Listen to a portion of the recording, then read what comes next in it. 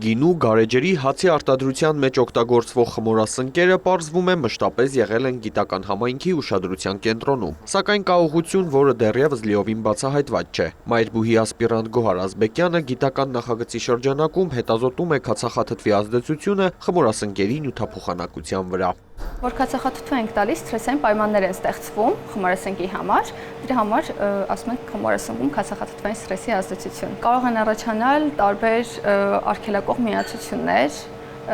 որոնք նյութափոխանակությունը կարող են ճնշել։ Երիտասարդ գիտնականի նպատակն է բացահայտել խմորասնկերի կենսաքիմիական եւ կենսաէներգետիկ մեխանիզմները։ Գոհարը փաստում է, նախագիծը կխթանի նաեւ արժեքավոր նյութերի, էթանոլի, գլիցերոլի արտադրական հնարավորությունները։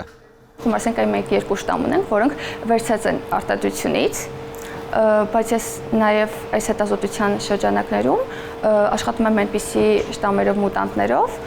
որոնք արտադրությունից վերցված չեն, լաբորատոր շտամեր են։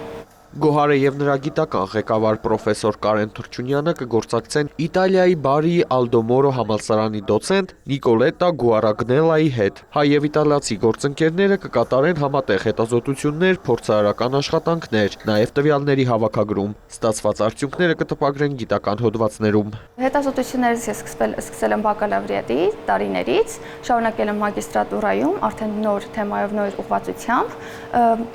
Մագիստրատուրայում արդեն իսկ սկսել եմ ուսումնասիրել քացախաթթվի սթրեսի ազդեցությունը,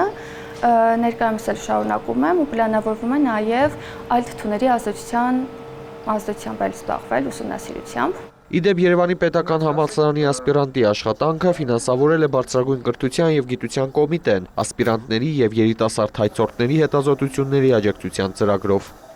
Արամ Մանանդյան, Ժիրայր Հաբետյան, լուրեր։